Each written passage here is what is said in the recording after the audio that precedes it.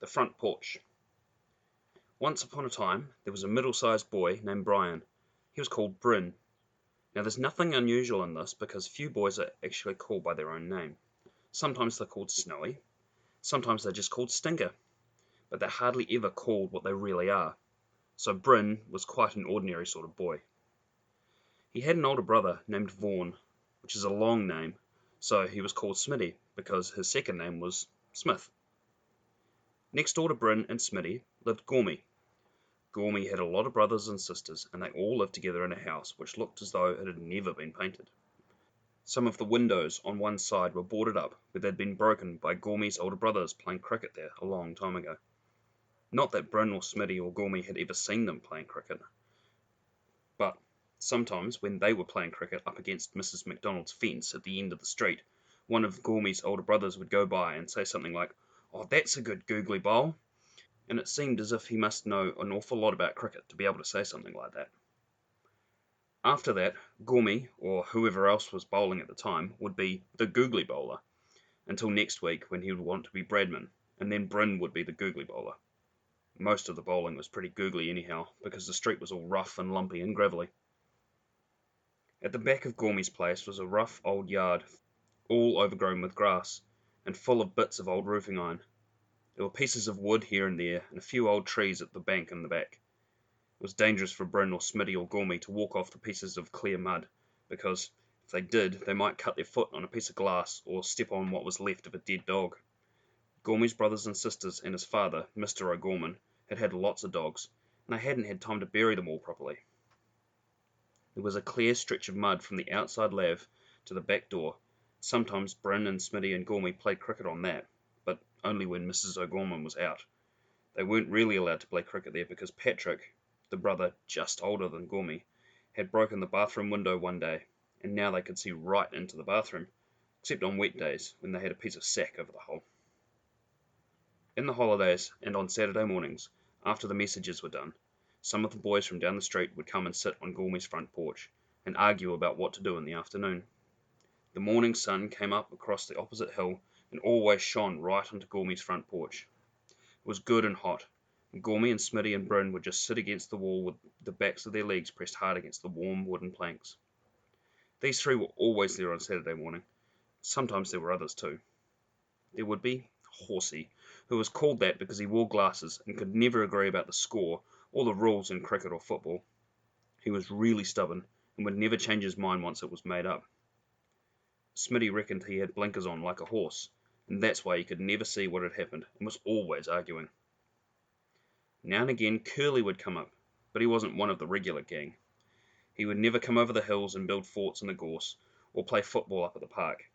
His mother wouldn't let him. Smitty, who was the oldest, told them that when Curly was little he'd had curly hair and was a real sissy. But Bryn and Gormy and Horsey didn't mind about that because Curly had a big fort in his own backyard full of all sorts of things his father had made for him. There was a little wireless set, 2 lights, some drawers and some seats. It was good to go there on wet days when the fort made out of old boxes round the side of Smitty's place was leaking too much. Besides, they could stand up in Curly's fort. It was really big. There were other boys in the street, but they didn't come along on Saturday mornings much. There was Batsy, who would play cricket any time they liked. There was Cocky, who was always boxing in Smitty's backyard with his boxing gloves. And there was Doan, from 2 streets away, who was a bit mad and used to get wild and throw bricks if the others teased him. Well, Bryn and Smitty and Horsey and Gormy would all sit on Gormy's front porch on Saturday morning, bagsing. "I begs we go to the zoo," Horsey would say. "Oh, no, Bags, we go to the pictures," Gormy would reply. He always made this Bags because he always had plenty of money. Whenever he was short, he would just go and ask each of his brothers and sisters for something, and soon he'd have several shillings. But Bryn and Smitty, though they would like to have gone to the pictures, didn't make this Bags, because it meant they'd have to ask their dad for the money, and he would probably say no.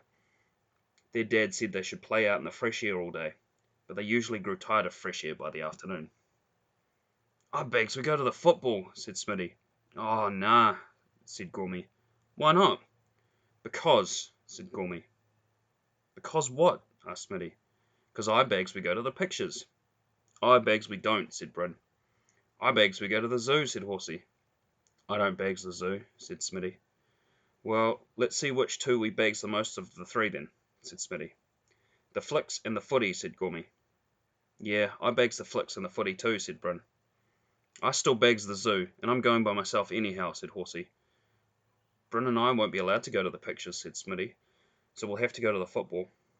Anyhow, old boys are playing. It'll be good. There's a Technicolor cowboy picture at the flicks, said Gormy. Then nobody said anything for a long time. The sun poured down, and it was hot and lazy.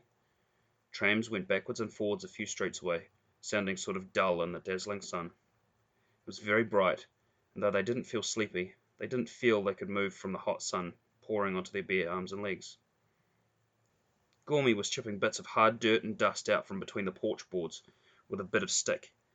Smitty and Horsey were just sitting, and Bryn had his fingernail under a paint blister and was slowly picking it out. The edge of the dry paint was sharp under his nail, and it hurt now and again if he pushed his finger too hard. He'd picked out about 6 inches of paint off the porch wall in the last 3 weeks. The porch was the only part of the house wall which looked as though it had been painted at all, and Bryn was slowly making the porch look just like the rest of the house. If he sat there for enough Saturday mornings, there'd be no paint left. But he didn't think of that. He just thought of the nice, hard, sharp feeling under his middle fingernail. I begs we go to the zoo, said Horsey again. Nobody said anything. The sun went on streaming down. The cicadas sang in the grass.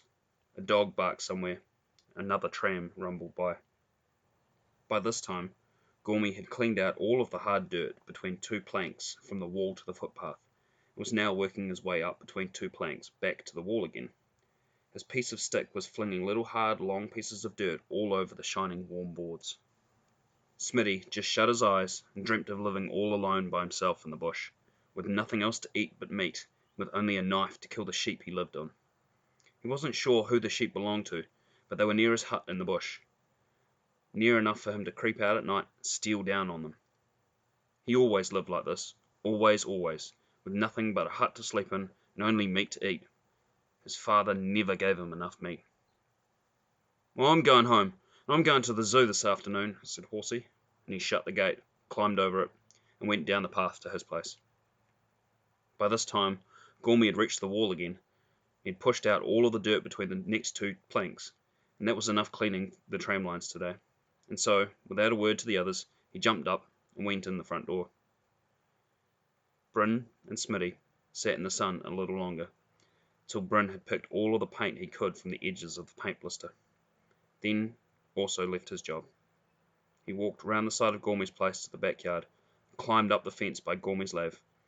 As he struggled up with one foot on the side of the lavatory and the other on the fence, he saw that the lave door was shut and someone was inside.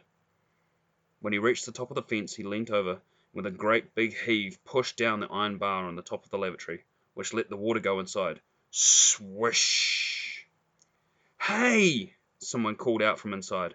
Bryn hopped over quickly into his own backyard. Meanwhile, Smitty went on with his dream. He'd killed a sheep or 2 and built a new room in his hut in the bush. He opened his eyes, stood up, stretched, and walked round the side to the back fence, where he also climbed over by the lave. He arrived inside just in time for dinner. Say grace, please, Vaughan, said his father. Smitty lowered his head. God bless the food which we now take to do us good for Jesus' sake. Amen, he said. Please, Dad, can I have some more meat? And that afternoon, Horsey went to the zoo, Gormy went to the pictures, and Bryn and Smitty went to the football.